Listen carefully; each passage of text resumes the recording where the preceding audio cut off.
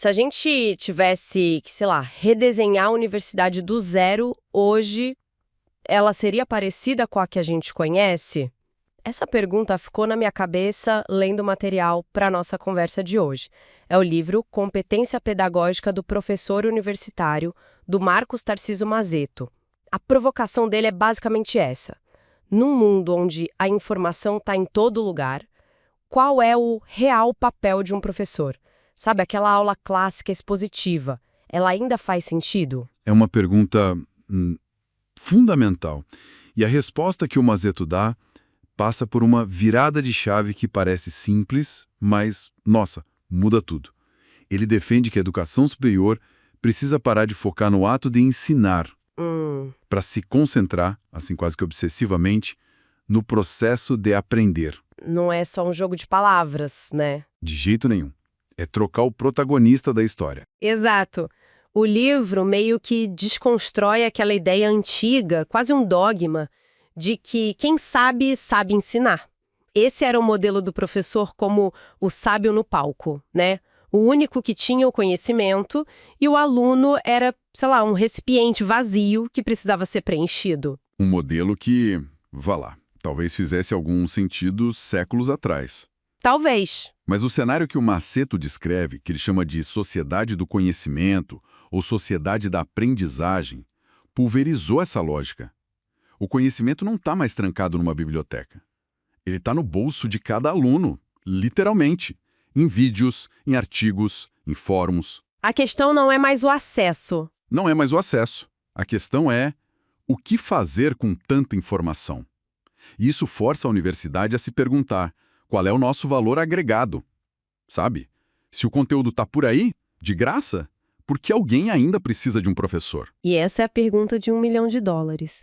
E para responder, Mazzetto faz uma distinção muito clara entre o processo de ensino e o de aprendizagem. Acho que vale a pena a gente mergulhar nisso. Vamos? Pensa assim, ó. O processo de ensino é todo focado nas ações de quem? Do professor. Certo? É ele quem planeja a aula, quem executa, quem avalia. O sucesso é medido pela qualidade da exposição dele. Já o processo de aprendizagem vira um holofote para o aluno. O que importa são as ações do aluno. Pesquisar, duvidar, conectar ideias, colaborar, construir algo novo. O professor sai do centro do palco. Ele vai para a coxia, para a direção da peça. Ele se torna um arquiteto de experiências de aprendizagem. Essa mudança de foco do ensino para a aprendizagem parece fazer todo o sentido, mas ela também não transfere uma responsabilidade enorme para o aluno. Fico pensando se não existe um risco do aluno, principalmente o calouro, se sentir meio perdido, sabe? Tipo, ok, me deram a chave do laboratório, mas e agora? Essa é a objeção clássica e é super pertinente. Mas Mazzetto não propõe um abandono. A ideia não é se virem aí. Pelo contrário, o papel do professor se torna ainda mais complexo e mais crucial. Ele precisa criar os andaimes, as estruturas de apoio, para que o aluno possa construir o conhecimento dele com segurança. A responsabilidade é compartilhada. Entendi. E é por isso que o conceito de aprendizagem no livro é tão amplo. Não é só sobre decorar conceitos para a prova. Certo. Ele expande essa ideia para muito além do cognitivo, né? Ele divide a aprendizagem em 4 grandes áreas, o que eu achei, assim, fascinante. A primeira é a do conhecimento, a cognitiva, que é a mais óbvia, mas aí ele fala da área afetivo-emocional, da de habilidades e da de atitudes e valores. Exatamente. E é aí que a gente começa a ver a profundidade da coisa. Todo mundo já teve aquela experiência de decorar uma fórmula, usar na prova e, uma semana depois, já esqueceu. Com certeza. Por quê? Porque aquilo nunca se conectou a um problema real que fizesse sentido para a gente. Foi uma aprendizagem superficial. A proposta do Mazzetto é a da aprendizagem significativa, aquela que se conecta com quem o aluno é, com os projetos dele, com o mundo. Vamos tentar deixar isso mais concreto. Numa disciplina, sei lá, de engenharia civil, como seriam essas 4 áreas na prática? A parte cognitiva é clara, aprender a calcular estruturas. Ótimo exemplo. Mas e as outras? Bom, a área de habilidades seria, por exemplo, aprender a usar um software de modelagem 3D. Ou, mais importante ainda, aprender a trabalhar em equipe para desenvolver um projeto. Certo. A área afetivo-emocional envolveria desenvolver a resiliência para lidar com um cálculo que deu errado, a confiança para apresentar sua ideia para uma banca, a empatia para entender o que o cliente precisa.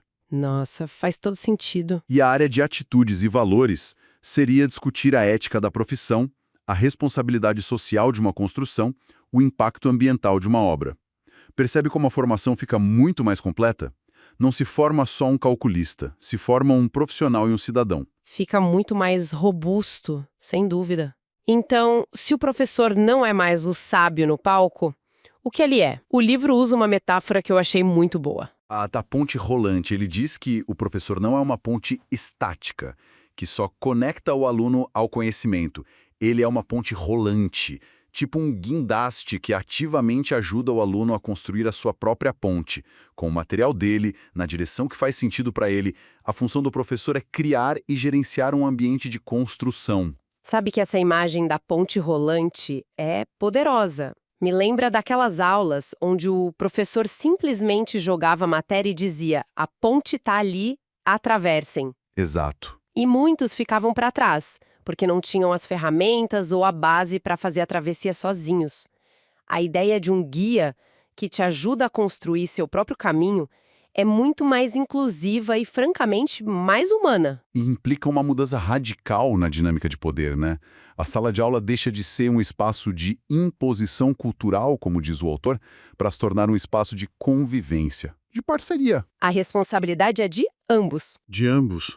O professor entra com a experiência, com a provocação, com o design do ambiente. O aluno entra com a curiosidade, com o esforço, com a sua bagagem de vida. É uma construção conjunta. O que significa que a avaliação também precisa mudar drasticamente, certo? A prova tradicional, que mede memorização, perde um pouco sentido nesse modelo. Completamente. A avaliação deixa de ser aquele evento punitivo no final do processo para se tornar parte da aprendizagem. Ela vira feedback contínuo. Pode ser um projeto em grupo, um portfólio, uma apresentação, uma autoavaliação. O objetivo não é mais dar uma nota para aprovar ou reprovar, mas sim fornecer informações para o aluno entender onde ele está e como pode avançar. Vira mais uma ferramenta de construção. Ok, a ideia do professor como arquiteto ou mediador é poderosa. Mas, na prática, no dia a dia da sala de aula, como ele constrói isso? Porque sem ferramentas concretas vira só um discurso bonito, né? O livro fala bastante sobre a importância da interação. Sim, Mazetto defende que a aprendizagem é um ato social. Ela acontece na interação. E ele detalha os vários eixos dessa interação. Professor-aluno, que é o óbvio, aluno-aluno, que é fundamental para a colaboração, e até com a gestão do curso, outros professores. A ideia é criar um ecossistema de aprendizagem.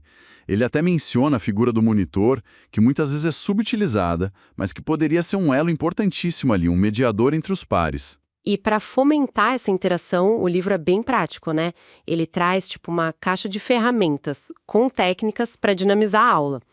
Uma que me chamou a atenção pela simplicidade foi a complementação de frases. É uma técnica fantástica. Por exemplo, para o início de um curso. O professor prepara inícios de frases como "O que eu mais espero desse curso é", ou "Um medo que eu tenho em relação a esta profissão é". E os alunos completam anonimamente. Isso, num pedaço de papel. Depois, as frases são lidas e discutidas pelo grupo todo. O anonimato aí parece ser a peça-chave. Se tivessem que assinar o nome, as respostas seriam, nossa, completamente diferentes, muito mais contidas. Com essa técnica, o professor já começa a aula entendendo os anseios e os medos que as pessoas não teriam coragem de admitir em voz alta. É um diagnóstico poderoso. Exatamente. Dá voz aos quietos, mapeia as expectativas da turma e cria um clima de confiança desde o primeiro dia. É um jeito de dizer: a opinião e o sentimento de vocês importam aqui. Outra técnica que o livro sugere é a de desenhos em grupos, que propõe fugir um pouco das palavras. Isso. O desafio é pedir para os grupos debaterem um conceito abstrato. Sei lá, democracia, sustentabilidade, ou até função de segundo grau, e criarem uma representação visual que sintetize o consenso do grupo. Eu consigo imaginar um professor mais cético de uma área bem técnica dizendo: desenho em grupo, numa aula de cálculo, isso não é perda de tempo? Como é que Manzetto defenderia o uso de uma ferramenta assim? Essa é a grande questão. A defesa dele é que o objetivo não é criar uma obra de arte, é forçar a síntese e a negociação de significados. Para conseguir desenhar o conceito de limite ou de integral, o grupo precisa debater intensamente, argumentar, refinar a compreensão de cada um, até chegar numa imagem que represente a ideia para todos. Esse processo, essa construção coletiva do significado, é muito mais poderosa para a aprendizagem do que só ver a definição formal no quadro. Entendi. O processo é mais importante que o produto final. Exato. Então, essas ferramentas não são só para quebrar o gelo, elas têm um propósito pedagógico muito claro. Um propósito de deslocamento. Elas servem para tirar o aluno daquela posição passiva de ouvinte e colocar ele na posição ativa de construtor. Promovem diálogo, criatividade e, acima de tudo, a noção de que o conhecimento é algo que se constrói em conjunto, não algo que se recebe pronto. Então, voltando à nossa pergunta inicial, se a gente fosse redesenhar a universidade com base nessas ideias, o que a gente veria? Parece que a competência essencial do professor hoje vai muito além de dominar o conteúdo dele. O grande desafio é se tornar um designer de experiências de aprendizagem. Precisamente. A grande virada de chave é que a pergunta central do professor muda. Deixa de ser o que eu vou ensinar hoje, para que problema interessante meus alunos podem resolver hoje. Ou que ambiente eu preciso criar? Para que eles aprendam da melhor forma possível. Ele não entrega o peixe. Ele não ensina a pescar. Ele projeta um lago cheio de peixes desafiadores e ajuda o aluno a construir a própria vara de pescar, adaptada para o tipo de peixe que ele quer pegar. Fica claro que a proposta é de uma mudança cultural profunda, que desafia não só o professor, mas toda a estrutura da instituição. O currículo, a avaliação, o projeto político-pedagógico, tudo precisaria ser repensado. E isso nos leva a uma reflexão final, eu acho, que vai até além da universidade. Se a premissa do Manzetto está certa, e a gente vive numa sociedade da aprendizagem, onde aprender o tempo todo é uma condição para a vida, será que esses princípios não se aplicam a outros contextos? Como assim? Pensa num líder de equipe numa empresa. O papel dele também não seria menos o de chefe que dá ordens e mais o de mediador que cria um ambiente para o time aprender e crescer? Sim, total. Ou na educação dos filhos. Será que o nosso papel como pais não é também o de sermos arquitetos de experiências, em vez de só transmissores de regras? A questão que fica é, se aprender é a competência mais importante do século XXI, como é que a gente pode, em todas as áreas da nossa vida, nos tornarmos melhores arquitetos da aprendizagem, tanto a dos outros quanto a nossa própria? Se esse resumo te ajudou a entender melhor o livro, deixa o like, isso fortalece muito o canal. Se inscreve também para continuar acompanhando resumos que transformam livros em ideias claras. E lembra, na descrição do vídeo tem os links para acessar ou comprar o livro, caso você queira se aprofundar. A gente se vê no próximo vídeo.